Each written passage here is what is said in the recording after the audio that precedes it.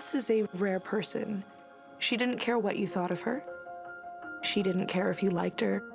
She didn't care if she was too loud or too in your face. She just was. She was your best friend, right? Yeah, for years. I got a pair of new shorts, this t-shirt, 2 Essie nail polishes. She got into these things called haul videos, where you would go shopping. I will show you what I got, and then I'll tell you how much everything cost. Kind of spread the word about deals. 99 cents, $7.99, $8.99, $3.50. She never really left home. I got this for my mom. I got this for my mom to go with the slippers. I also got this for her. She was always there, so we were really good friends. On August 25th, 2020, Cassandra's mom, Marie Smith, got up. She left for work. Everything was fine. When I came home, it was clear that she had used the master bathroom to get ready to go. All of her makeup was in there. And then I didn't hear from her. I knew she had a shopping day planned, and her friend Alexandra was going to be meeting with her the next day. I remember I was late by about 15 minutes. I texted her, "Hey, where are you? Hey, I'm sorry I'm late." I got no response. I left panicked messages until her voicemail box was full. She never just went dark like that before. The morning of the 27th, I had text from Marie that said, "Did Cass spend the night with you? Is she at your place? Are you with her?" She's not with you? I thought she was with you. And that's when I realized there was something wrong. When did you call the police? I called them later that day. It started out like any other adult missing person case. The majority of those calls are resolved with no nefarious activity. Maybe she's out there. The world is so wired with cameras. There's just no way that somebody didn't see something. We're able to see the white car, Cassandra's car. Cassandra's car. You can see a subject getting out of the vehicle and start walking away. That's damning evidence. That's incredibly valuable evidence for us. You can see him walking across the street. He's dressed in all black, black shoes, black pants, black t-shirt, blue surgical gloves, and a black fedora. He knew something, he was involved, but there was something going on there we didn't know about. Yeah, she was keeping a secret. She didn't want to tell me.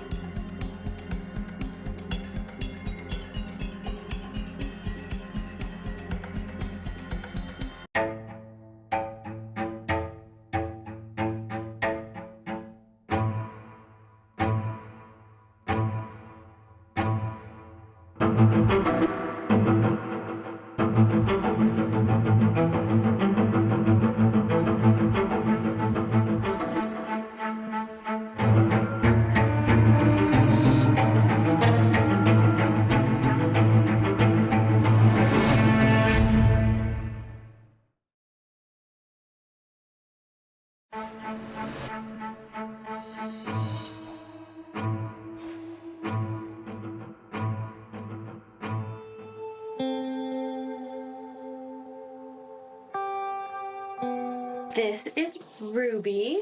I called everybody, anybody I could think of, This is going to be a complete pet haul only. and nobody had heard from her. This I got for $8 and change. It was $9 and change, $5.98. I was hoping that she might be alive somewhere. For Marie Smith, the realization that her daughter Kassanndra Cantrell had been missing for more than 2 days was almost more than she could take. I never thought that I'd be the person sitting here talking about my daughter. I wanted her found. I don't even know how to explain how wrenching it is. Marie's close friend, Christy Sinclair, says it was agony. This can't be happening. This isn't real. She lost her phone. She lost her car. She had no money. I don't know. Anything but what you don't want to think about. Anything but that. I'll show you this. I made it was only $5. As Kassandra's family and friends grappled with her disappearance, police got to work. Pierce County Sheriff's Detective Franz Helmke was assigned to the case. His first step, talk to those who knew Kassanndra best. How did Marie describe Kassanndra? Normal? I got her these pajamas. They're so cute. Responsible?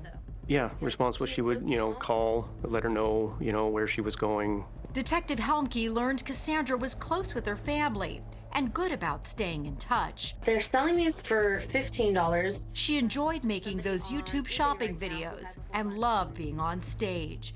She'd even joined a local production of the Rocky Horror Picture Show, where people act alongside the movie. Marie says it was a perfect fit for her daughter. She was with a group of people who were a little wacky like her. She was good, and she was adorable. Sherry Mueller, the show's producer, recalls Cassandra's natural talent. She was playing a character by the name of Janet Weiss. She also learned the character of Columbia. By all accounts, at the time of her disappearance, Kassanndra was a happy 33-year-old and not someone who would run off. This wasn't the typical missing person that was going to come home in a couple days. Detective Helmke canvassed the area around where Marie and Kassanndra lived and found on a neighbor's security camera a clip of Cassandra's white Mazda on the morning of August 25th. It was seen leaving the neighborhood. Did you see any video of the car coming back? No. As the hours ticked by with no sign of Kassanndra, her family and friends tried to remain hopeful. It was particularly difficult for Cassandra's twin brother, Rob. Growing up, the two were inseparable and would stay up late at night to watch scary movies. She was never scared of that stuff? No? Wow. We laughed at most Tough. of it. Okay. She's just a tough girl then. Yeah. As they got older, their shared passion for movies evolved into collecting memorabilia. They even dreamed of opening their own collectibles shop. Half price, $2. It was only $5. But as close as they were, Rob couldn't imagine where his sister went, and he was filled with remorse about their last conversation. We were having an argument. She wanted to actually come over on the 25th, but I ignored her. The 25th of August, 2020, the day Kassanndra went missing. That's a big regret, I imagine, still for you. Yeah, because then she probably would have told me what she was doing that day, and I would have at least known where she had gone. Cassandra's family and friends organized searches. I can't imagine what that must feel like to be out there searching and knowing what you could possibly be looking for. You put it in the back, you don't think about that. It's just help me find a clue, help me find a clue. And then, 3 days after Kassanndra vanished, police found her white Mazda, unlocked, with the keys still inside. It was almost underneath Interstate 705, which goes into the heart of the downtown Tacoma. It's an industrial area where groups of homeless people often camp. There are cars in the area. Did something happen down here? Strange place for a young woman to park a car and Yeah. then go missing. Yeah, Are alarm bells going off then? yeah, increasingly. She had clearly gotten ready to go somewhere. Where did she go? Who did she go to see? Detective Helmke had ordered an emergency trace on Cassandra's cell phone to try and find her last known location. And he discovered her phone last pinged about 2 miles south of a tower on Vashon Island in the Puget Sound. One of the first things I did was just get on Google Earth and strike an arc from that tower to see where it lands. And it showed as landing around this shoreline at Owen Beach or Point Defiance Park. And when you're seeing this huge body of water, you're thinking, we're just never going to be able to find this. Yeah.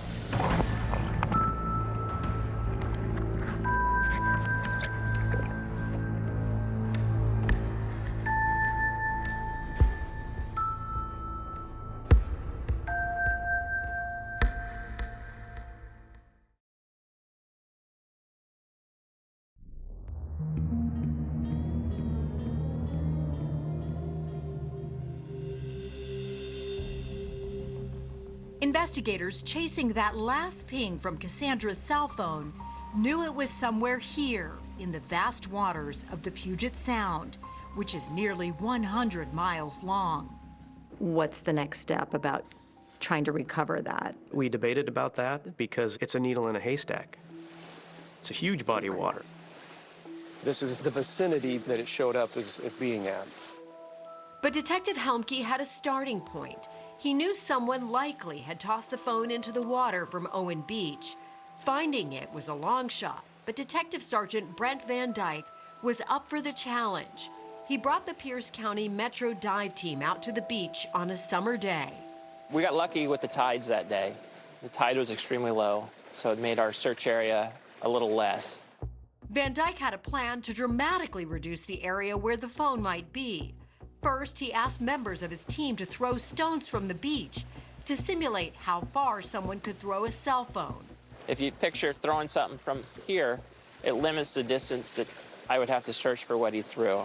The dive team then formed a line, essentially creating an underwater dragnet. We had a boat out in the water and a line of people on snorkel that day, just looking down. They were told that Kassandra's phone had a case decorated with glitter. This is the actual underwater footage.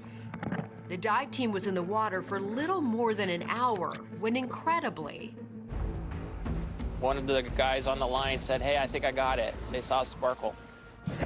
And I think I got the phone, and it was the phone. the phone was sent to a specialist to determine if any information could be recovered. The hunt to find Kassanndra was intensifying as detectives learned more about her. She felt like she could tell you pretty much everything about what was going on in her life, right? Yes. Even her deepest, darkest secrets, she would tell you first. Yep. And a month before she disappeared, Kassanndra confided a secret to her best friend. She texted me a positive pregnancy test and said, I think I might be preggers. And the day she was supposed to meet Alexandra but never showed up, it was going to be her first ultrasound. For Detective Franz Helmke, learning Kassanndra had been pregnant at the time of her disappearance changed everything. This is what is now piquing my interest. Normally in a situation where a pregnant woman disappears, you look at who the partner is first. Correct. Kassanndra had also told her mother she was pregnant, but didn't provide details. I asked Marie, did she tell you who the father was? And she says, well, it was some guy she met online or through a dating app. She told me it was not somebody that she was actually seeing and that he didn't even live in the area. It was no secret Kassanndra was actively dating, using apps like Tinder. And Marie told detectives about an old boyfriend Kassanndra was still in touch with, Colin Dudley. The two had dated back in 2006 while in the Rocky Horror acting group. The show's producer, Sherry Mueller. Colin played a character called the criminologist on stage. Outside of the stage, when he wasn't performing, he was the head of tech, and he kind of ran the cast. But after dating for several months, Colin and Kassanndra broke up. Colin started a relationship with another cast member, Rebecca Fisher, and the two eventually moved in together. Steve Ammon hung out at their home regularly to play a game called Dungeons & Dragons. Explain what Dungeons & Dragons is. It's not a board game, right? No, not a traditional board game. It's more of a theater of the mind type gameplay, doing things that you wouldn't normally do in real life. Role play a wizard, a rogue, a fighter. The game always took place in Colin's basement. Colin was kind of the dungeon master of it, the one who ran the show. And Steve liked being around him. Colin was quick to help if someone needed money, he says. And he still remembers the meals Colin cooked for game nights. He was a chef by profession, so it was nice food. In 2014, after Colin's father died, he rekindled a friendship with Kassanndra. She assured me, that she was just there to be a friend. She's like, he's got a girlfriend. According to Marie, Kassanndra and Colin would sometimes watch movies or grab a bite to eat.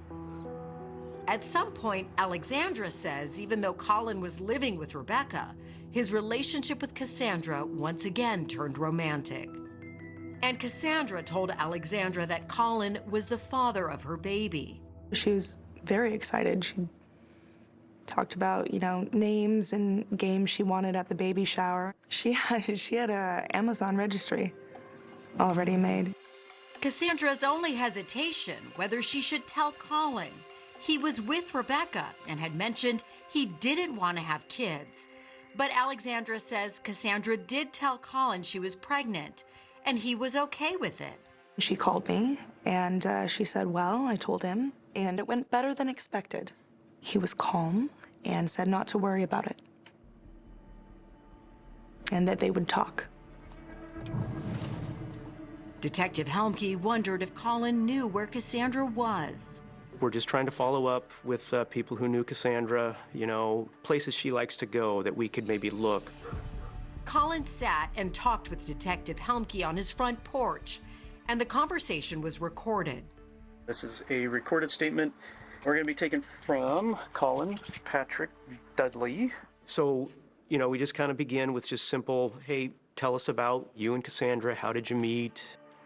I met her at the Rocky Horror Picture Show. We were in a relationship for a couple of months, and then we broke up in 2006. I then started kind of running some of these things by him that people were telling me. Talking to other people, talking to Cassandra's family and some other friends. They reported that she was about 10 weeks pregnant. And what we've been hearing is that she's been telling people that you are the father. No way. No. Hell no.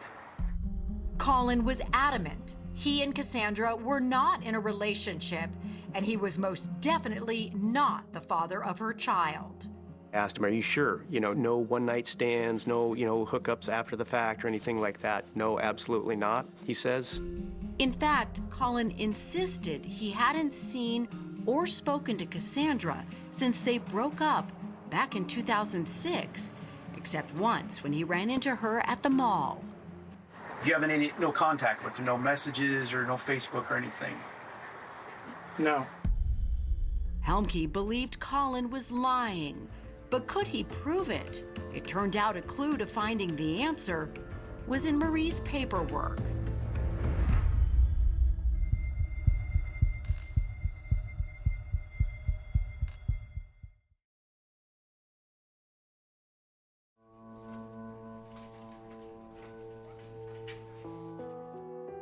Detective Helmke believed Colin Dudley was lying when he said he had not seen or spoken to Kassanndra for years.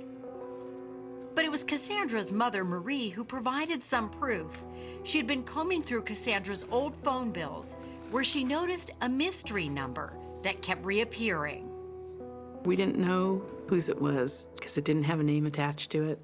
Going back how far in the past? Oh, we looked back months and months, as far back as we could see. This number kept popping up. And the last time it popped up, Marie told Detective Helmke, was the morning Kassanndra disappeared. I said, so what's that number? And she tells me, I immediately know it's Colin's. Helmke wanted forensic investigators to take a closer look at Dudley's phone, which Detective Helmke had taken when they'd met on Dudley's front porch. I told him, I have a warrant to seize your phone. I read him the warrant, grabbed the phone, and we left. Investigators later obtained the phone records for both Kassanndra and Colin's phones. They were turned over to Detective Ryan Salmon, the cell phone forensics analyst for the Sheriff's Department. Salmon noticed something curious. The name Kassanndra never appeared in Colin's phone. What name was he using for Kassanndra? He had it under Velma. Why Velma? We learned later through Cassandra's mother that she had gone as Velma from Scooby-Doo as a Halloween costume. And it's likely, Salmon said, that Colin Dudley did not want his live-in girlfriend to know he was still in touch with Kassanndra. Even without the information from her waterlogged phone, Salmon was able to see when and where she and Colin interacted simply by having those phone records. It's extremely helpful in determining where somebody was during a critical time frame. People have a cell phone with them almost all day, every day. The phone records showed Kassandra's white Mazda driving to the spot where it was found. But had Kassanndra or someone else parked it there? Detective Helmke knew the city's light rail system was nearby and asked their security people if they could find any footage of Kassandra's car. What they found proved crucial. We have the video you want. You need to get it down here and look at it. These videos have never been shown publicly. In this video from a moving light rail train taken the late morning of August 25th, Helmke could see a man in a black hat walking away from where Kassandra's car was parked. Then a different camera shows that same man from a much closer angle. He'll cross right in front of this camera. So he comes walking across, and you see all black, the blue gloves, then the fedora, and he just sits down at the stop. The time was 11:50 a.m. The man sits for 4 minutes and then keeps walking. Now he gets up and continues walking. His face, covered by some type of mask, is hard to see, but based on his build and gait, Helmke suspected that Colin Dudley was the man wearing that fedora. The detective had been told that Colin often had asked, demanded even, that people call him Hat or Hat Man. Was he always wearing a hat? He would put it on and switch into his persona of the Hat Man and preferred to be called the Hat Man. Alexandra McNary had heard all about it from Kassanndra. The persona was basically the main character from Clockwork Orange. Hi there, my little droogies.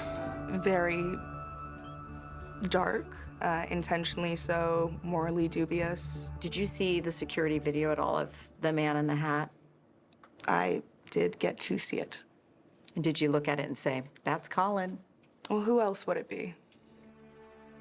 In that video from the light rail system, the man in the hat keeps walking right into the Tacoma Dome Station parking garage, only blocks away from where Kassandra's car was found. Helmke asked security personnel at the garage if they had any footage. The answer was a resounding yes.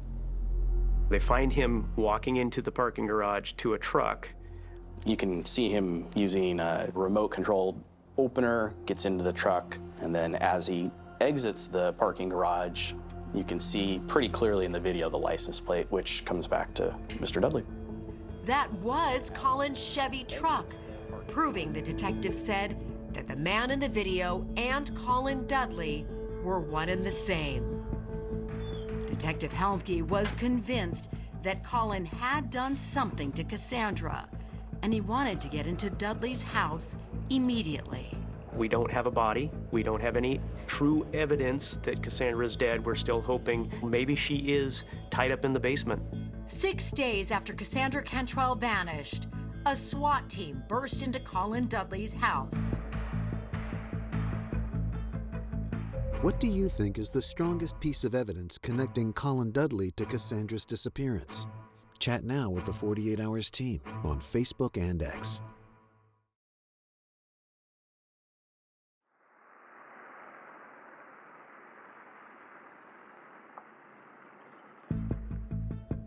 Authorities were out in force after they raided Colin Dudley's house, but they found no sign of Kassanndra. Kassanndra was not found inside, but Colin was detained temporarily for us to do the fingerprints and DNA. Investigators seized several items from the house, including Colin's Chevy Colorado truck and a black fedora. I don't know if it's the same one he's wearing in the video or not. There were numerous areas that they identified in the basement where there was possible DNA blood evidence. They said that the cadaver dogs showed particular interest in the basement, specifically a brown sofa in the basement. Detective Helmke believes something terrible had happened to Kassanndra. Dudley had stopped talking to investigators, but his live-in girlfriend, Rebecca Fisher, a carpenter, agreed to sit down for an interview. Do you think he would be capable of hurting Kassanndra? After a 13-second pause, Physics would say, yes, he's got size and strength on her. Mm-hmm. I don't think he would. No, he would not. And investigators could not prove otherwise. Dudley was free to go. Why can't you arrest him? Well, he's guilty of something, but what is he guilty of? Detective Helmke wanted to know every move Dudley made on August 25th, the day Kassanndra went missing. And he said it became clear that Dudley had hatched a well-thought-out plot to get rid of Kassanndra. He had planned this and probably was pretty meticulous in his planning. In his police interview, Dudley said that early on the morning Kassanndra disappeared, he visited Costco. So the first stop he makes is at a Costco gas station. Then he went to a second Costco to pick up supplies for what he had told detectives was a spring cleaning. Investigators subpoenaed receipts and the store provided video. Here, surveillance cameras pick up Dudley in the store around 7 a.m. This is where he said he stopped because he needed supplies for his spring cleaning. Correct, yes. The video is so crystal clear. We think that probably the garbage sacks. Store records show that Dudley purchased a box of heavy-duty trash bags. Goes back to his house. Right. Detectives say then Dudley dropped off the supplies at home and drove to the Tacoma Dome Station parking garage, arriving at 8:17 a.m. We have surveillance video for that too, which shows that truck again. Now in the back, you'll see a bike, and then you'll see him get out and put on a helmet and get on a bike and ride it away. Dudley left his truck in the garage and began pedaling home. It's about a 20-minute ride. Investigators believe he wanted to be home by 9 a.m. because, as it turns out, he and Kassanndra had made plans at his house. Sure enough, text records show that Kassanndra was outside Colin's house at 8:49 a.m. She said, "I'm a bit early, that okay?" And he says? He says, "Yep, come on down." And those two messages were both deleted out of his phone. And so the two phones are then pinpointed in that same location at the house for a couple of hours. Right. For a little more than 2 hours, neither phone showed any movement. And it was during this period of time investigators believe Colin Dudley likely killed Kassanndra Cantrell. Shows you the amount of premeditation that went into planning this. Right. It appears investigators say that around 11:40 a.m., Dudley turned off his cell phone, as Cassandra's phone shows it moving away from the house. Detective Salmon says that's because Dudley had her phone with him as he drove her car to the spot where he abandoned it, near the light rail station. He turns his cell phone off, but doesn't turn her cell phone off and is driving around with it? What was he thinking? Apparently he wasn't thinking well enough. Not as smart as he thought he was. You'll see Cassandra's car. Is that it right there? Yep, The white that white car? one coming down. And then you see Dudley in the hat walking away from her car. Remember how he paused for a few moments and sat down? Detective Salmon believes he was gathering himself after murdering Kassanndra. I think he's just physically tired because of probably how violent the incident was. Detectives say Dudley then retrieved his truck from the garage where he had stashed it earlier that day, drove to Owen Beach, and tossed Cassandra's phone into the Puget Sound. And what time roughly was that last ping? It was around 12:45 p.m. But while investigators had discovered her phone in the water, they still hadn't found Kassanndra. They had no idea what Dudley had done with her. But they did have his Chevy Colorado truck, and Helmke had an idea. As an investigator, I've been exposed to different technologies, and we knew cars had electronic evidence contained in them. Almost every car or truck has reams of data that can be extracted, as illustrated here. So this is where the major break in the case came through. You can turn your cell phone off and not necessarily be able to track, but you can't turn your car's black box off. Exactly. Helmke got a warrant to remove the truck's black box, essentially a computer that tracks and records nearly every move a vehicle makes. He reviewed the data, which confirmed much of what they already knew from the phone records. But there was something new that caught everyone's attention. The truck's black box had a record of Colin Dudley's movements on August 26th, the day after Kassanndra visited his house. And this is the next morning. Correct. So now we're at 6 a.m. And then, of course, we noticed where the vehicle stops, that there's a large wooded ravine. On September 22nd, 2020, Detective Sergeant Brent Van Dyke rushed to that ravine, which is 8 miles from Dudley's house.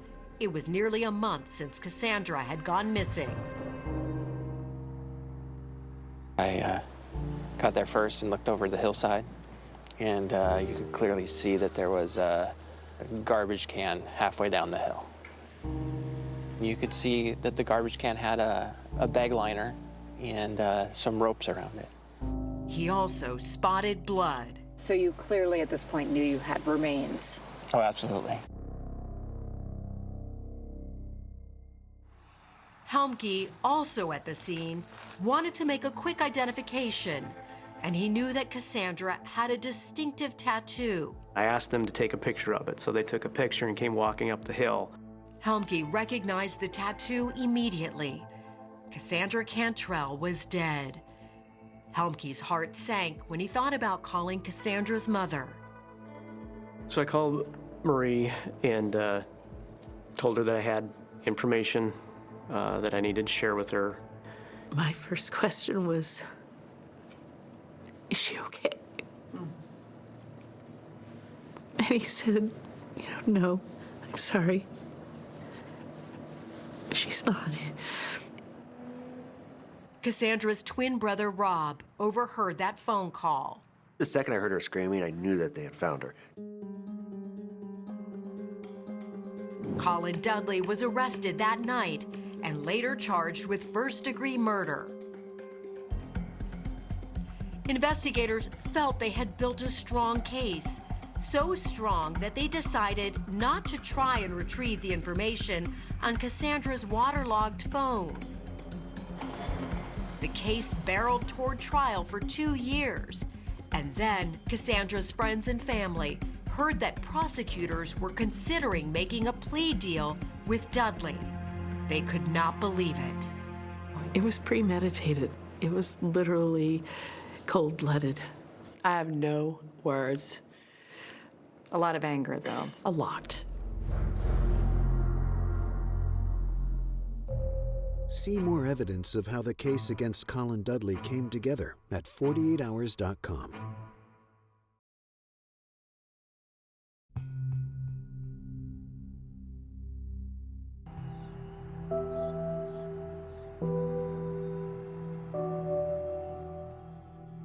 She was an optimist. She never lost that. Even up until the end. I believe that she entered his house hopeful. Hopeful that Colin Dudley was getting comfortable with her pregnancy. Instead, investigators believe he brutally murdered her. An autopsy revealed exactly how brutal. There were fractures, major fractures to her skull. So hit over the head. Yeah. Many times. Cause of death was a blunt force trauma. Investigators say they were never able to identify a murder weapon, but they did find those traces of blood, likely Kassandra's, in Dudley's basement. Basement floor, walls, a stainless steel table, and the laundry room sink. Police suspect Colin cleaned the basement multiple times after killing Kassanndra and kept her body there overnight before dumping her in that ravine the next morning.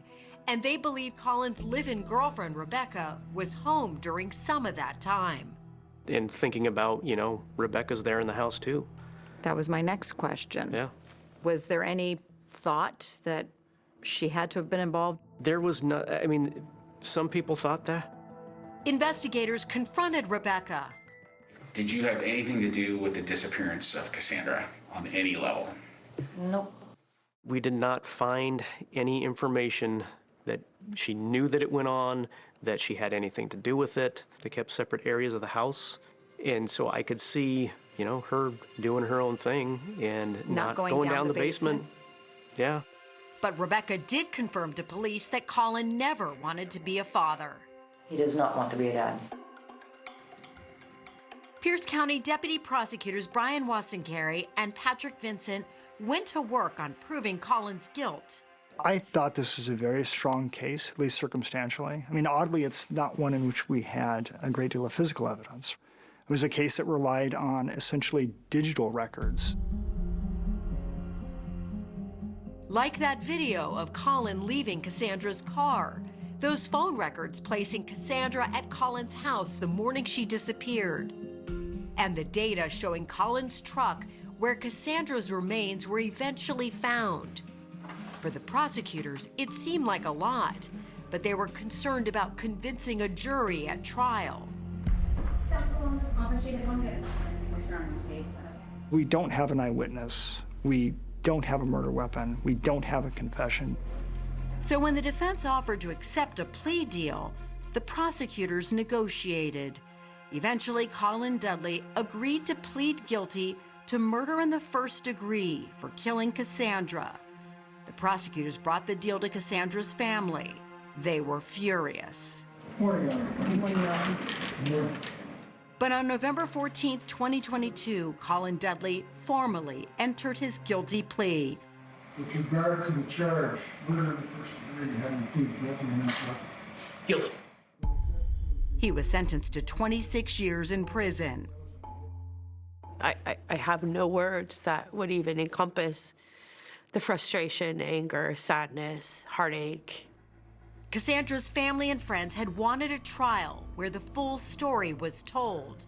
They're also upset that someone guilty of murdering a pregnant woman would only get 26 years in prison. You think the system is broken? Very broken in this case. How is it that somebody can do what he did and not have to spend his life in prison? It was a sentiment Steve Ammon shared. He felt betrayed by his one-time friend and had even written a letter to the judge saying he should not be out at all. He won't learn from this. Colin Dudley likely will get out, and with good behavior, he could be free again as early as 2044. He should never see the light of day again. Because when he gets out, he could be in his early 60s. Yeah, and he's still got all that time to live. Cassandra's family wants to make sure that no one else suffers the way they say they have.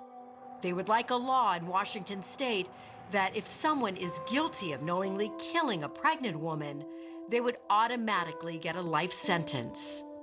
No possibility of parole, you die in jail. Until there's any sort of resemblance of justice, I'm not letting this go. And while the family wages that fight, Cassandra's twin brother is trying to honor his sister in other ways she would have loved. You did, though, finally open that dream that you had together, your own store. Yes, and I got a big mural of her hanging in the window, and then photos throughout the store of her. It's a living tribute to her. The store is not far from Cassandra's grave, where he and his mom go to visit her. You know, say hi, keep her headstone clean, bring her flowers. Do you think what life could be like with her now if she had had the chance to live her life and be a mom? Yeah, I think about it a lot because she had all of these plans, you know. She had all of these sweet plans. Marie says her daughter lived life to the fullest, immortalized by that distinctive tattoo she had of her favorite quote. We don't stop playing because we grow old. We grow old because we stop playing. She always had something up her sleeve, She would spring little surprises on me. And that's what I miss most, is just a happy presence.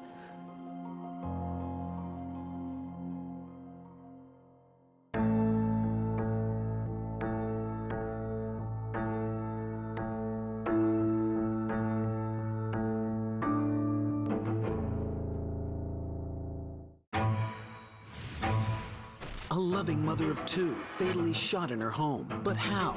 I knew something was wrong with this case from the start. There were so many things that were not done. A father's relentless pursuit of the truth. He just led us for 9 years, still leading us. 48 Hours, next on CBS, streaming on Paramount+.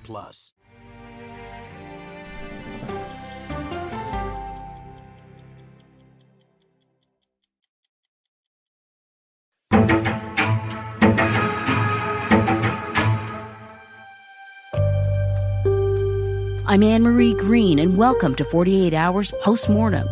Whether you're new to 48 Hours or you're a longtime fan like I am, the team at 48 Hours is answering your biggest questions from our latest episode. It's called Kassandra's Secret. Joining me today, correspondent Natalie Morales and producer Betsy Shuller, who reported on and produced the episode. Thanks so much for being here. Good to be with you. Of course. Good to be with you, too. Before we get started, let's play a clip from the episode. On August 26, 2020, 33-year-old Kassanndra Cantrell was supposed to meet her best friend, Alexandra McNary, but she never showed up. I texted her, "Hey, where are you?" I got no response. Kassanndra had vanished. 2 days later, police found her car in an industrial area near downtown Tacoma. But why was it there? Pierce County Sheriff's Detective Franz Helmke knew the city's light rail system was nearby and discovered they had footage of Kassandra's car.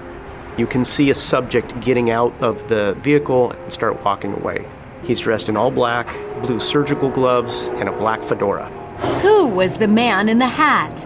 Alexandra says when she saw the video, she immediately knew who it was. Colin Dudley. Kassanndra met him in 2006.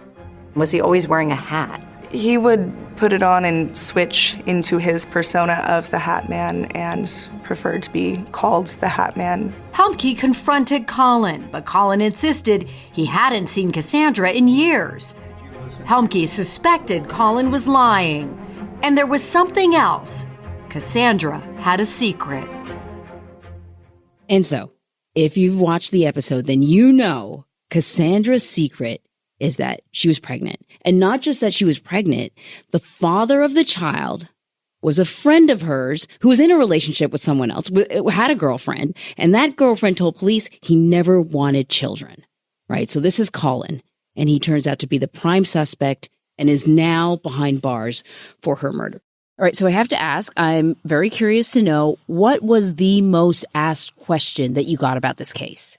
I think first and foremost is, people were asking, how did Colin Dudley only end up getting 26 years? After all, Kassanndra was pregnant. And, it certainly wasn't what her family wanted. They wanted this case to go to trial. But in fact, Colin Dudley ended up taking a plea deal. And that's why he ended up with 26 years. I think people will be surprised to know, and it sounds crazy, that the typical sentence in Washington state for this crime, which is first-degree murder, is only about 20 to 26.7 years. So in the end, his plea deal was basically what prosecutors told us he would have ended up getting had they gone to trial. Who approached who about a plea deal? The prosecutors told us that the defense approached them initially. The initial offer was much lower than 26 years, so that kicked off some negotiations. But once the defense indicated Colin was willing to agree to the 26 years, that's when they accepted it. And I just want to say, the family, yes, they're happy. He's behind bars. He's convicted, but they really wanted a trial. They felt cheated by not having a trial. But there was a ton of evidence, right? Why not take it to trial? Well, look, this wasn't about the prosecutors not thinking they had enough evidence. They did, and the police did an unbelievable job in this case. I think the concern from the prosecutors was that there was so much data evidence that, assuming they could get it all admitted to trial, which they were concerned about, that it would be hard to get the average person to understand what this data meant. Yeah, and while they had data and all of that, I would just add, though, they have a guilty confession here. He's pleading guilty. Had it gone to trial, I mean, there is no guarantee what would have happened with the jury. So there's always that in the back of the prosecutor's mind is, even though you have a mountain of physical evidence, you have to connect the dots. And the one thing we don't know is how this murder happened. There's nobody who witnessed this murder. When it comes to creating reasonable doubt, the defense could have gone down a road which could have led the jury in a completely different direction. One thing about this story is that there was all this video. And so the video just didn't help you tell the story. It helped detectives figure out what happened. And so it brings me to Colin. When we see him in the surveillance video, right after he parks her car and he's walking to the train station, he's got the gloves on, he's got the mask on, he's got the hat on. Can you talk to me about the Hat Man persona? Well, the Hat Man persona goes back to Clockwork Orange, the fedora wearing character with the eyelashes. So that kind of tells you it's a little bit of a creepy role. He created this whole sort of alter ego. And when he was on stage in the Rocky Horror Picture Show, he mandated that everybody in that production call him Hat Man. Did he act differently? Did he speak differently? From what people told us, I think he did. It was this persona that allowed him to have a different air about him, maybe allowed him to get away with some things, not murder, obviously, but allowed him to maybe treat people in a certain way that he wanted to, that may not have been the right way to do things. So I do think that it was a persona that he adopted, and more than just, I like wearing fedoras. The video from the train, this sort of blurry video, and he has such a distinctive shape with that hat. You just know it's him right away. Right, because you have video from the train station, you have video from the parking garage, but that doesn't necessarily tie to Kassandra's car.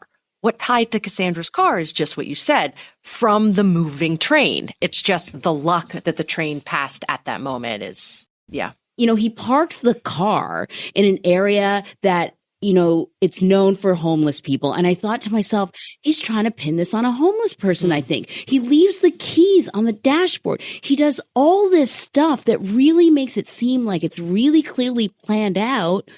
And then he leaves her cell phone on. Natalie asked the detective that right to his face. I asked, and they were like, well, clearly he wasn't thinking clearly enough. And what they said is perhaps in all the chaos, I mean, let's remember, this guy just committed murder, and we don't know how brutal or violent, but you can only assume it was a very violent murder because Kassanndra died from head wounds. So in all of that, there was a lot of chaos. So he knew that, okay, I could turn my cell phone off, but I guess he forgot to turn her cell phone off, which then allowed them to have a digital footprint of his. It allowed them to continue to follow where that phone ended up. They were able to the detectives tracked it to the last ping being off of Vashon Island in the Puget Sound. And I thought, there's no way they're finding this thing. And they found it. Talk about luck. Beyond luck. I mean, look, it is a testament to the Pierce County Sheriff's Dive Team and their work, but there was a lot of luck involved. Yeah, Natalie, I don't know about you, but standing there, like when we looked out at the water, it was really like, it's one thing to say, it's this many miles of water, but then we're standing there and we're going, oh my goodness. It's even worse than finding a needle in a haystack. Okay, I want to play a little sound. Natalie, here's a clip from the episode of you and Detective Van Dyke, who explains just how they managed to zero in on the location. Van Dyke had a plan to dramatically reduce the area where the phone might be. First, he asked members of his team to throw stones from the beach to simulate how far someone could throw a cell phone. If you picture throwing something from here, it limits the distance that I would have to search for what he threw. The dive team then formed a line, essentially creating an underwater dragnet. We had a boat out in the water and a line of people on snorkel that day, just looking down. They were told that Kassandra's phone had a case decorated with glitter. This is the actual underwater footage. The dive team was in the water for little more than an hour when, incredibly, One of the guys on the line said, "Hey, I think I got it." They saw a sparkle. And I think I got the phone, and it was the phone. And so there you have it. They find the phone. And it turns out that he didn't actually need the phone because there was so much other digital and technological evidence that really mapped out his movements. But before we get to that, I first want to talk about the other woman in Colin's life. He's living with his girlfriend. Her name is Rebecca, and police bring her in to question her. And there's this bizarre moment in the questioning where she is asked whether or not she thinks that her boyfriend is capable of murder. Let's take a listen to this clip from the episode. Do you think he would be capable of hurting Kassanndra? After a 13-second pause, Physics would say, yes, he's got size and strength on her. Mm-hmm. I don't think he would. No, he would not. I mean, what is that? You know what they're asking. They're not asking literally, is he capable of doing that? Of course. That is one of the most bizarre answers I have ever heard in a police interview. You know, what was fascinating is not just her response. Physics would say, but there was that long pause before she answered. So certainly it to me indicates she was really thinking really hard, like, what do I say here and how do I say this? It was a very suspicious sort of way to answer the question. Did you try to talk to Rebecca? We did. Our team reached out to her for over a year, calling, sending letters, and she didn't want to talk to us. So coming up, we're going to talk about the huge break in the case, the black box from Colin's truck, and just how investigators were able to find Kassanndra. We're also going to talk about the wrongful death suit Kassandra's family filed against Colin and what that means for the Hat Man. We'll be right back.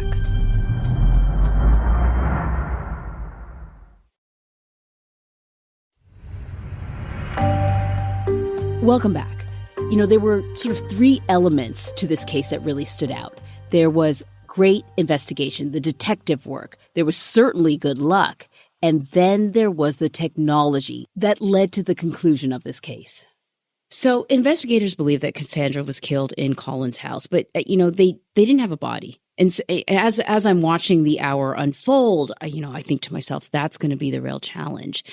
But they use this surveillance information that I didn't even know, was available, which is his truck's black box. I kept on thinking to myself, there's no way to be anonymous in this current technological age. You can turn off tracking devices. You can turn off whatever you want on your phone.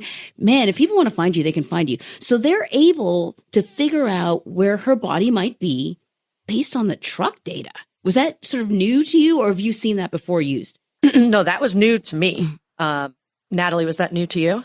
It was new to me. I mean, of course, those of us who have more technologically savvy cars these days, I mean, you can assume that through your vehicle's navigation systems, the cameras that we have in our cars, that those things can track us. Well, this was a bit of an older model truck, but it was interesting. His truck did have an OnStar system, and that's how the detectives were able to track and pinpoint his movements the next morning on August 26th.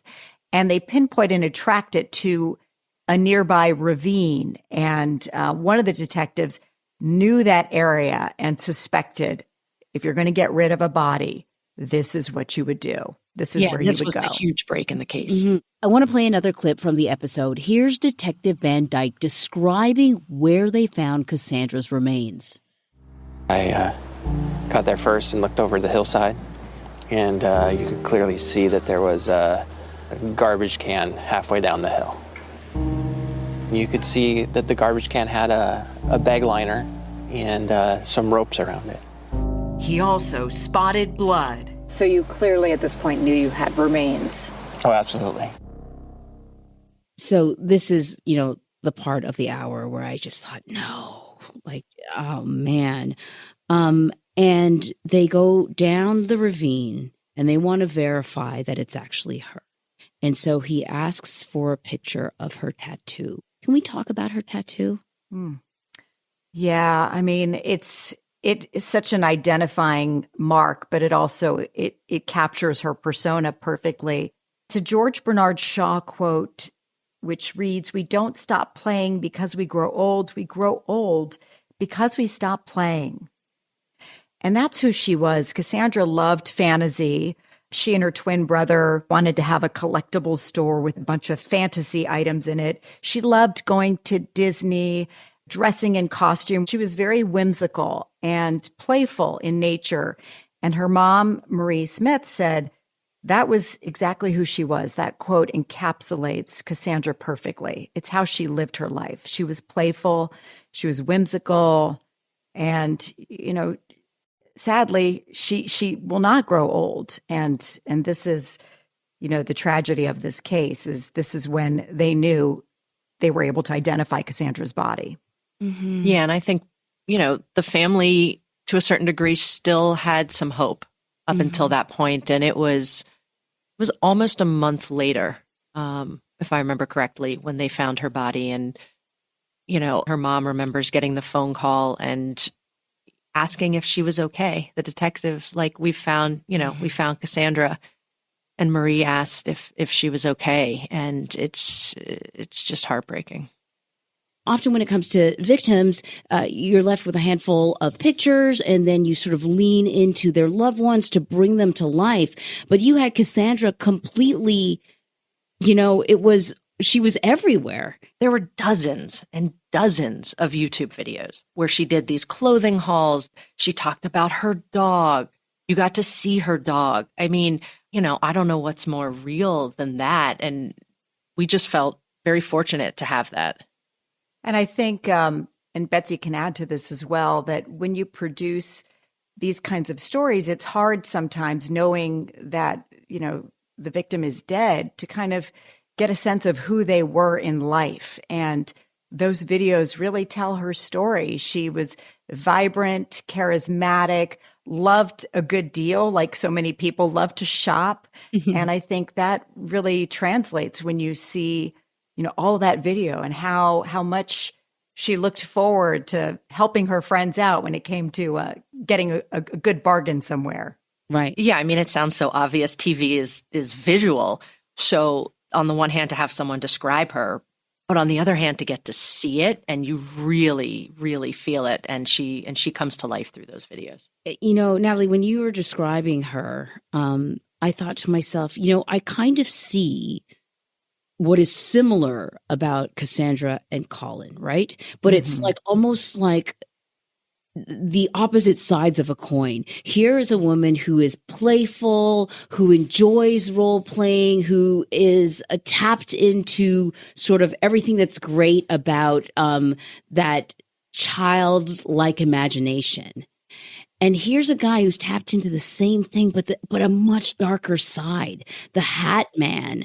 Can anyone explain why she was attracted to him? She had dated him before, and they kind of rekindled a friendship that clearly was more than a friendship. I'm wondering if people that loved her, her friends, her twin brother, her mom, could they explain this relationship? So her best friend explained it that it wasn't what Kassanndra saw in him, it's what she didn't see in herself, I believe was the quote. But they clearly were into the same things. I mean, that's so interesting the way you put it.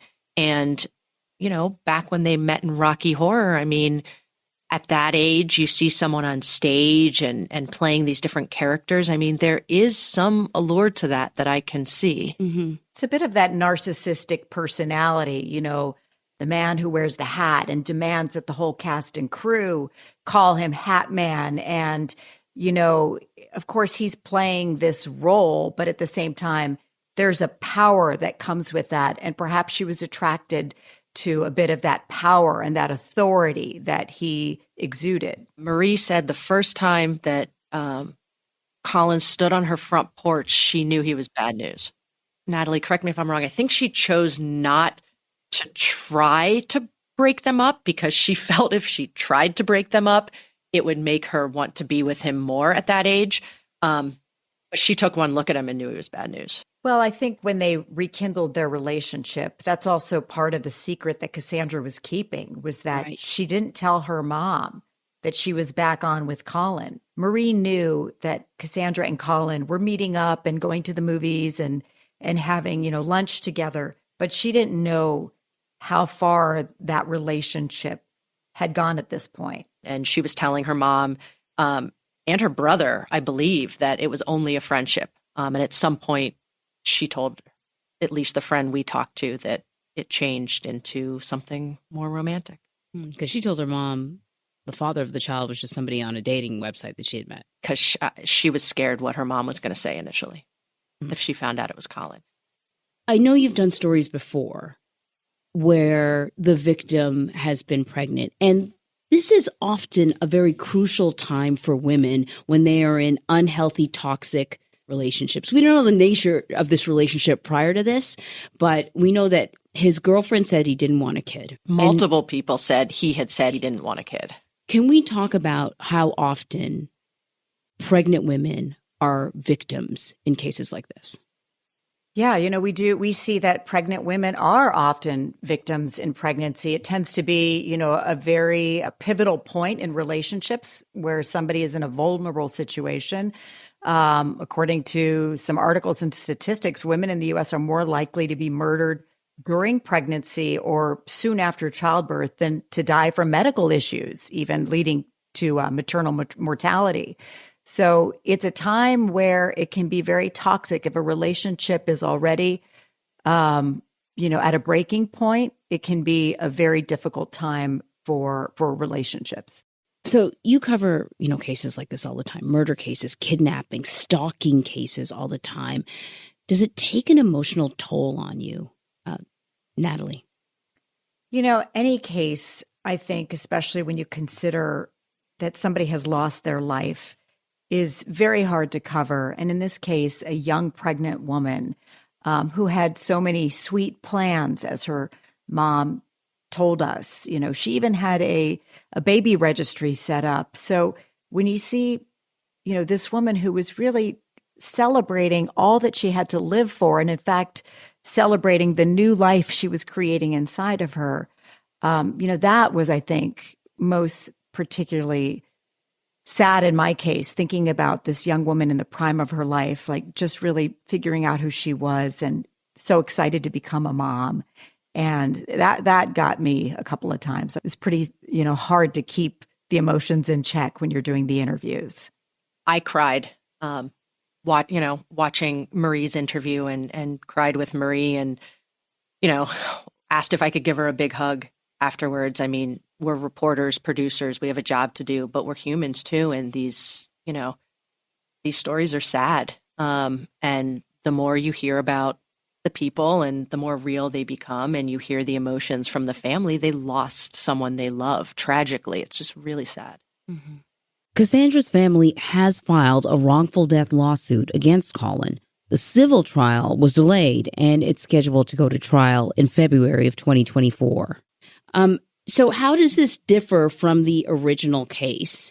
And what does it mean for Colin's plea deal? Does it mean anything at all? I mean, will Colin's plea deal actually sort of help them in terms of their wrongful death case? I don't think it will help them. You know, the civil case focuses more on, you know, compensatory damages, but also the way the family sees it is as an opportunity to have a trial.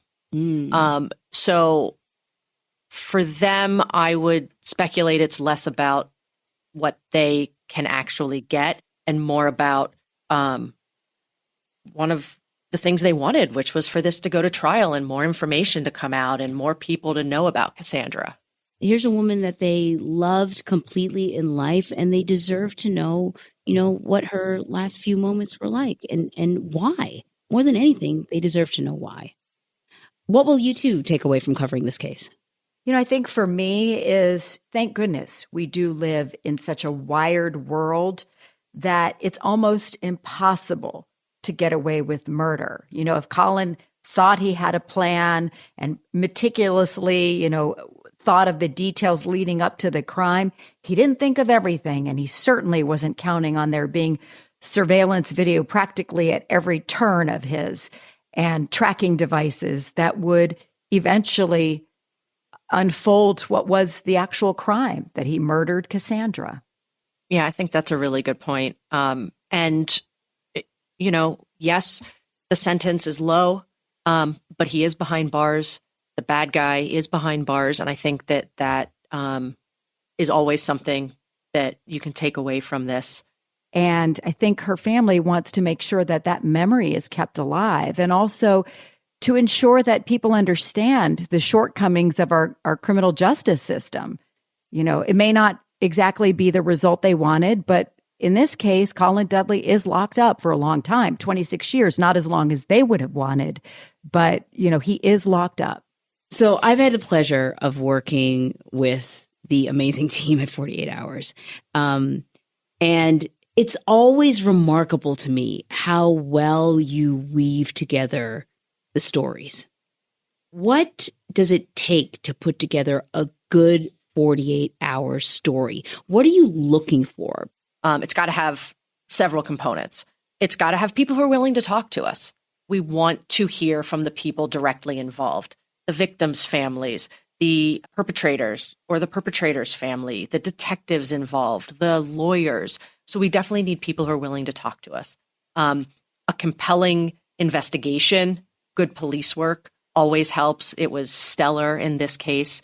This case had a lot of really good evidence, a lot of video evidence, which television is visual, interviews with people, confessions, stuff like that, the clip with Rebecca. I think the personal element, at least for me, I find that I connect with the victims, even if it's someone I never met, or with the family, what they're going through. So that's what it takes to sort of have an episode. And, there's definitely other people that work on it. There's great editors. I mean, one of my editors, Doreen, she took all that YouTube footage of Kassanndra and brought her to life. It was magical what she did with all that footage.